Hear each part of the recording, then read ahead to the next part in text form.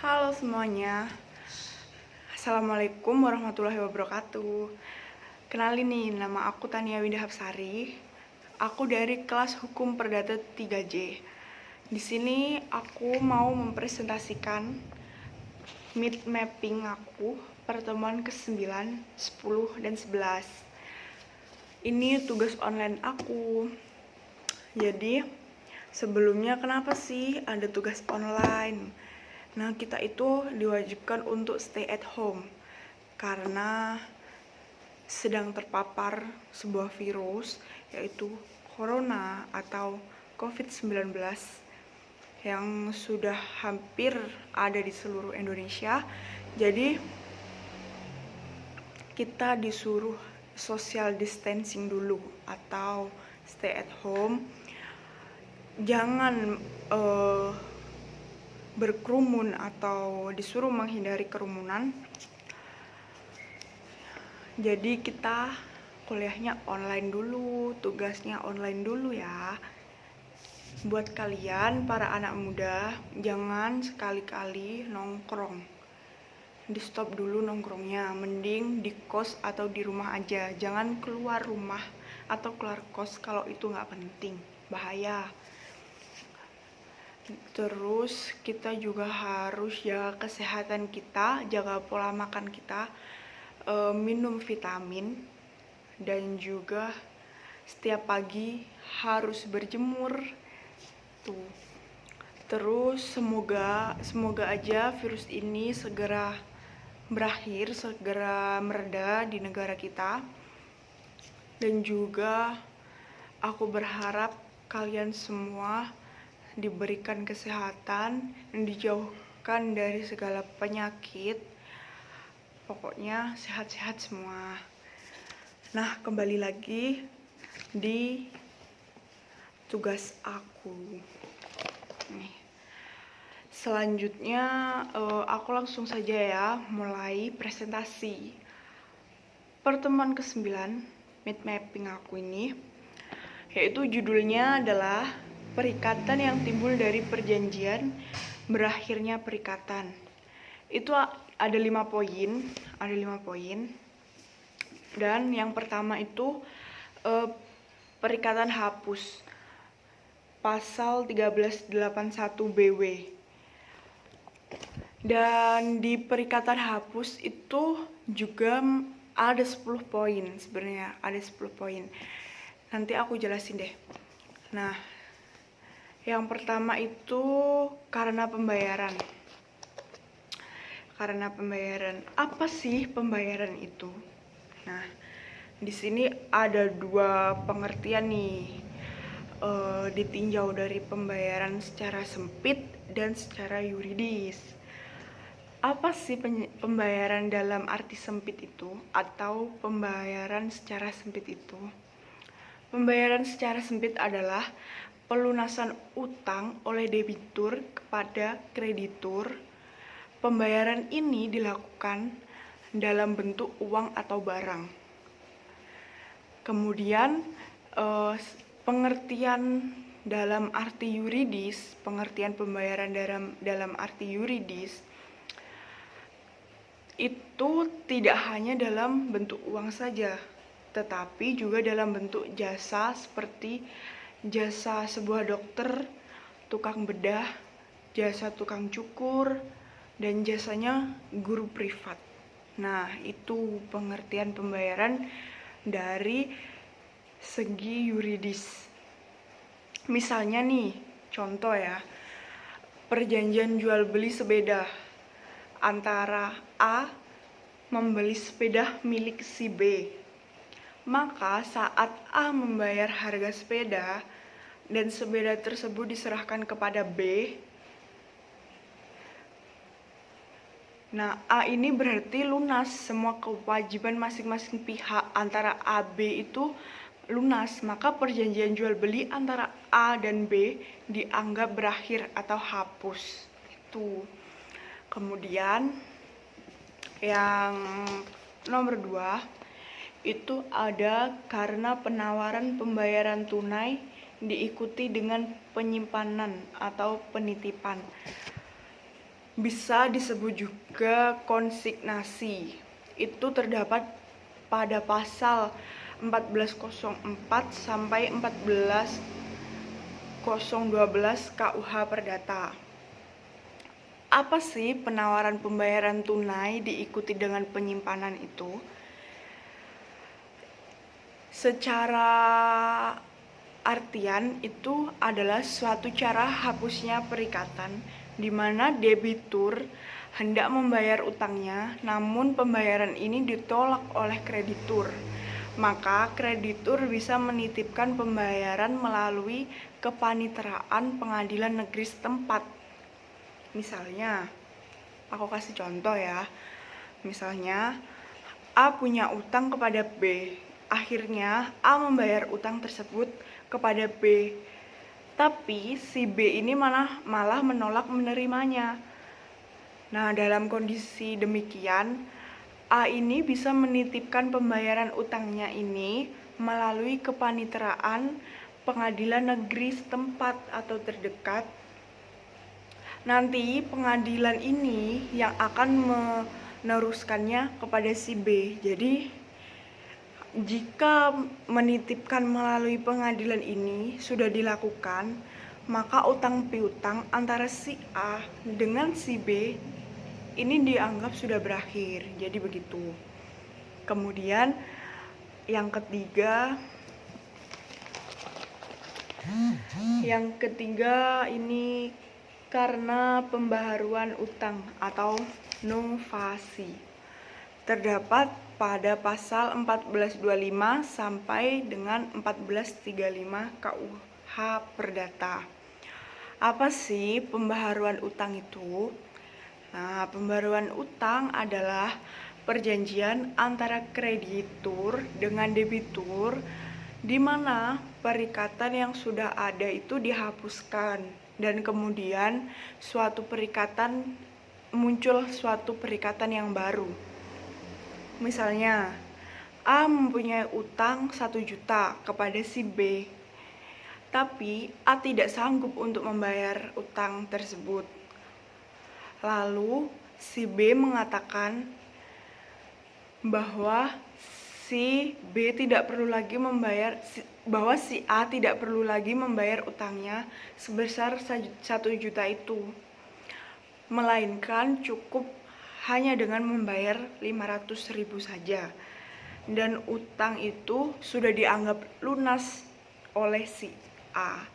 Nah, dalam hal ini perjanjian utang piutang antara si A dan si B yang tadinya sebesar 1 juta rupiah dihapuskan dan diganti dengan perjanjian utang piutang yang sebesar 500.000 itu saja yang sudah dibayarkan oleh si B.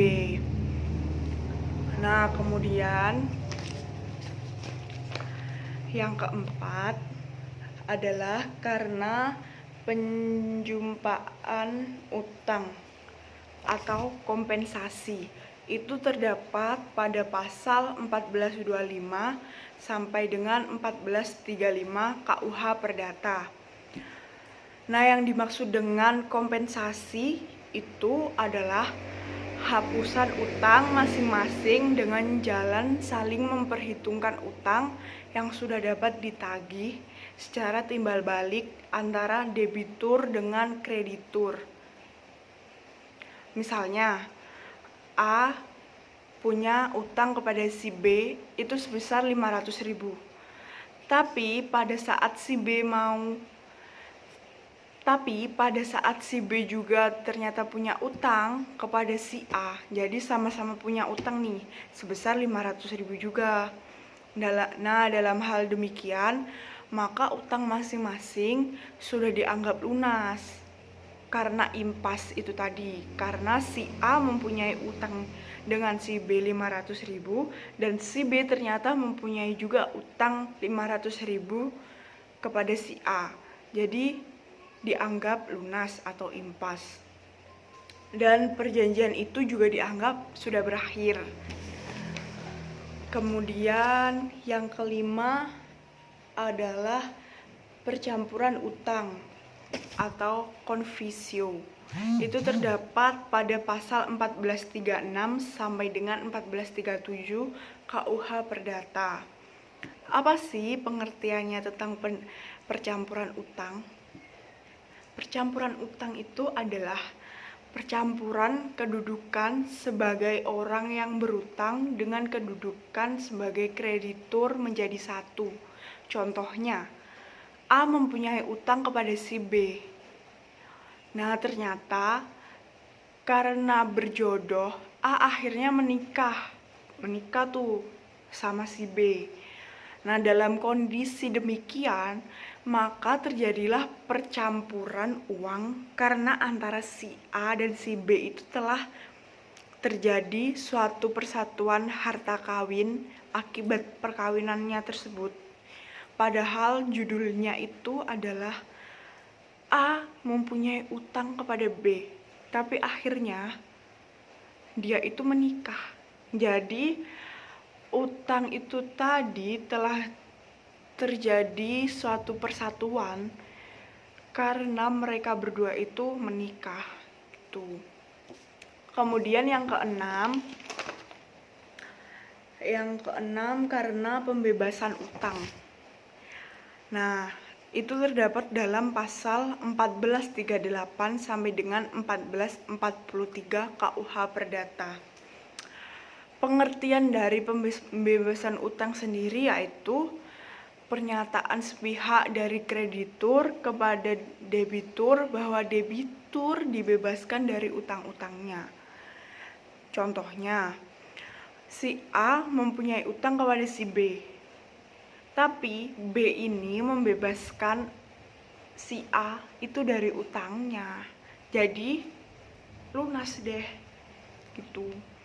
Terus yang ketujuh, Nah, yang ketujuh, karena musnahnya barang yang terutang.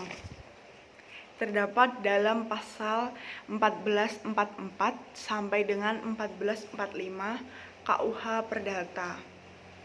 Nah, pengertian dari musnahnya barang terutang sendiri adalah perikatan hapus dengan musnahnya atau hilangnya barang tertentu yang menjadi prestasi yang diwajibkan kepada debitur untuk menyerahkannya kepada kreditur.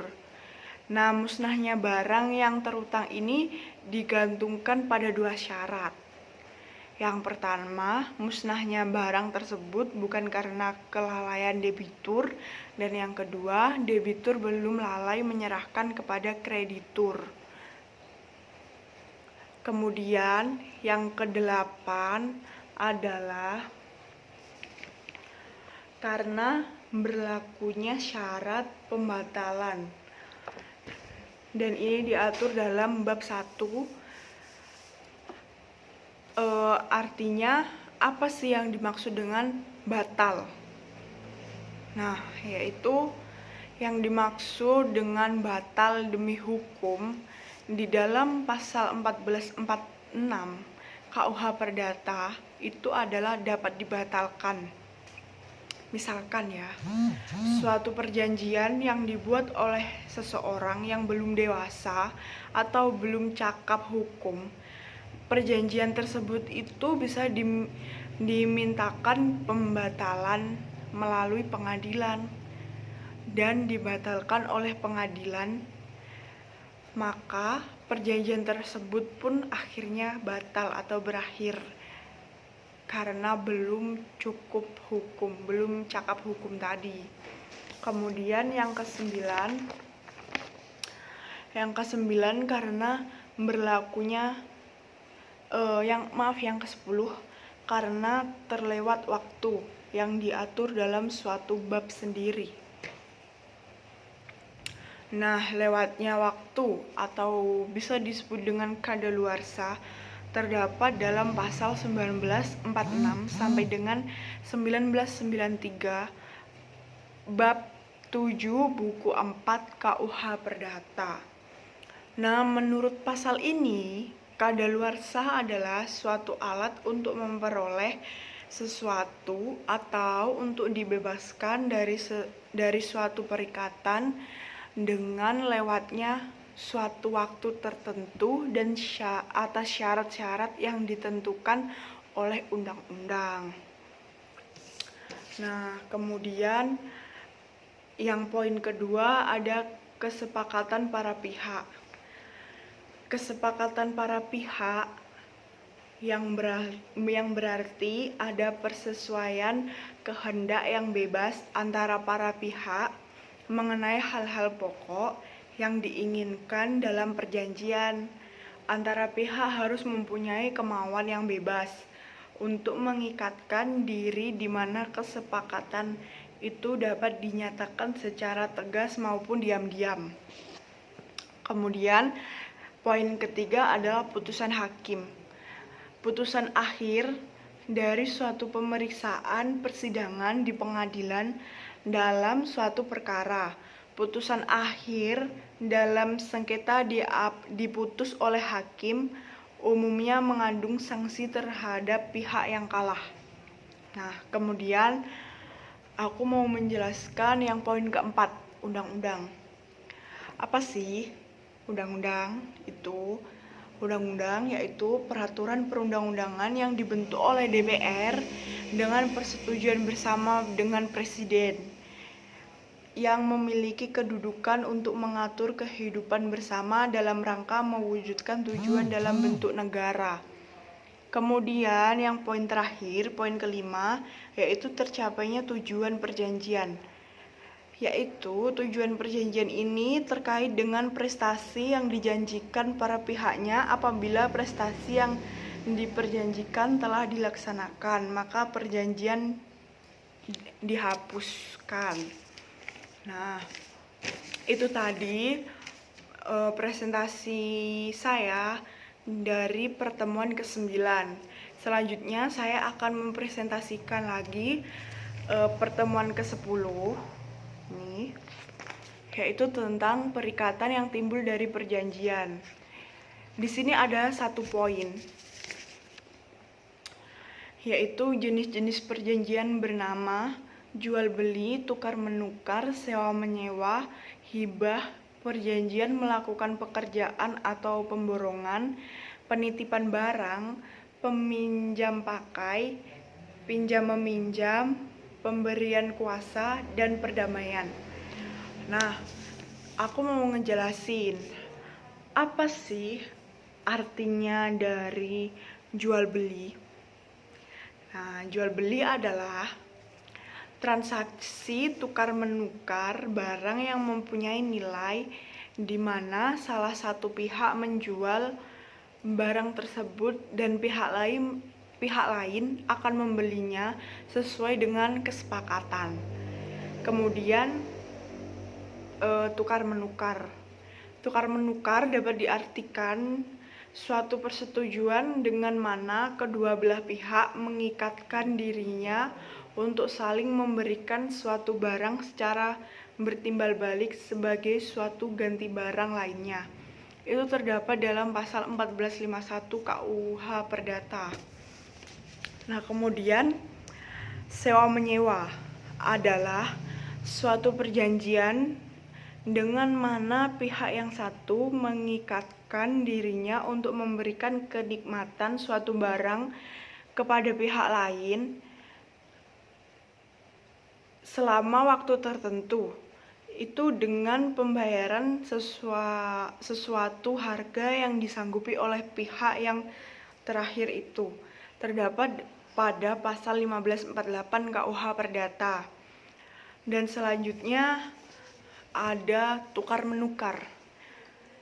Tukar menukar adalah suatu persetujuan di mana kedua belah pihak mengikat dirinya untuk saling membeli suatu barang secara timbal balik dengan gantinya suatu barang yang lain. Kemudian pinjam meminjam, yaitu persetujuan di mana pihak yang satu itu memberikan kepada pihak yang lain suatu jumlah tertentu barang-barang yang habis karena pemakaian dengan syarat pihak belakangan ini akan mengembalikan sejumlah sama dari macam dan keadaan yang sama pula. Kemudian melakukan pekerjaan. Melakukan pekerjaan adalah suatu perjanjian antara seorang pihak yang memiliki pekerjaan dengan seseorang lain, pihak yang menerima pekerjaan, di mana pihak yang pertama menghendaki suatu hasil pekerjaan yang disanggupi oleh pihak lawan atas pembayaran suatu upah tertentu sebagai harga jasa. Kemudian hibah. Hibah adalah suatu persetujuan dengan mana seorang penghibah menyerahkan suatu barang secara cuma-cuma tanpa dapat menariknya kembali untuk seseorang yang menerima penyerahan barang itu.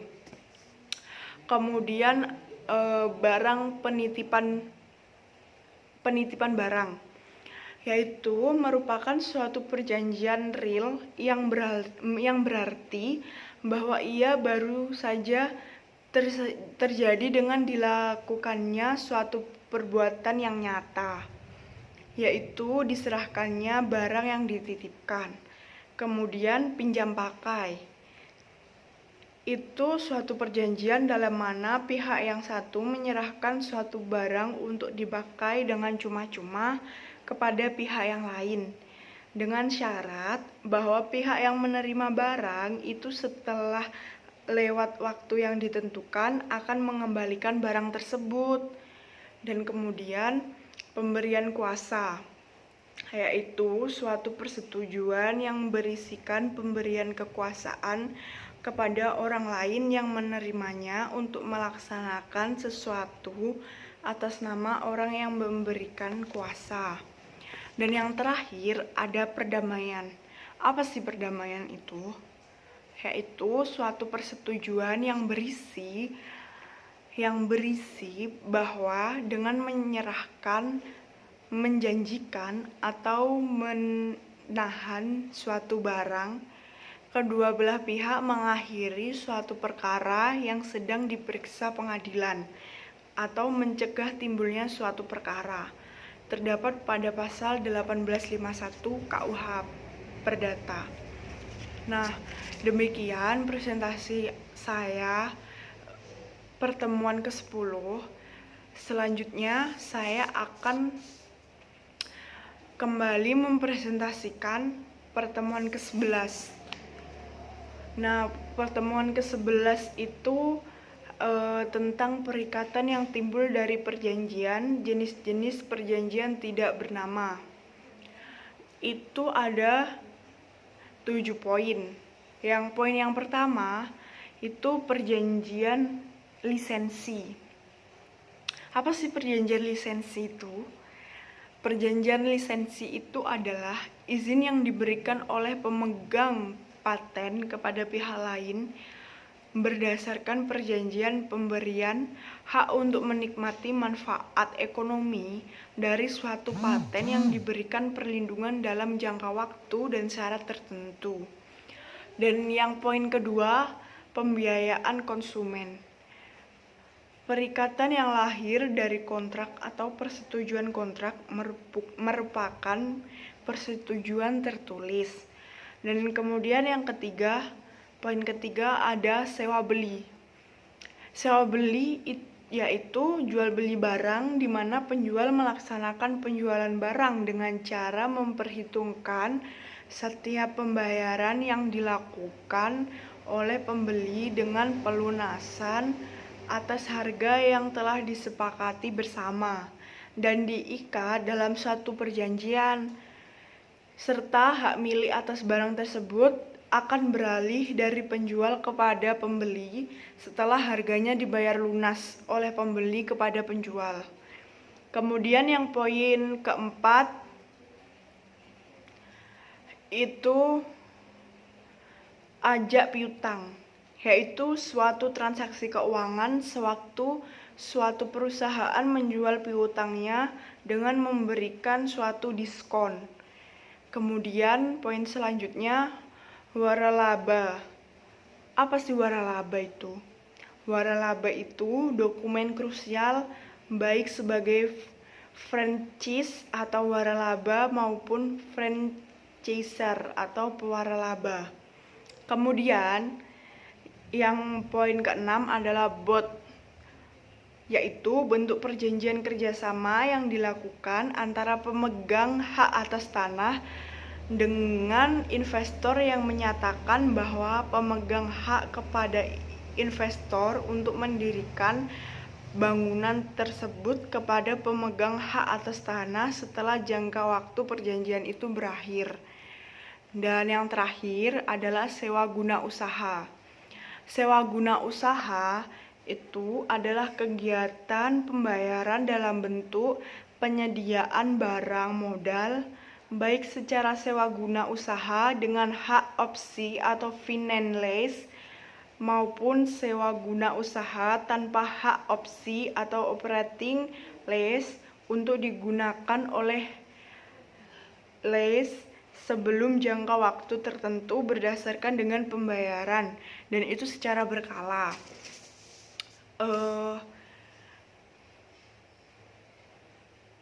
Demikian presentasi dari tugas mid mapping pertemuan ke-9, 10, 11 tadi. Ada kurang lebihnya, saya mohon maaf. Wassalamualaikum warahmatullahi wabarakatuh.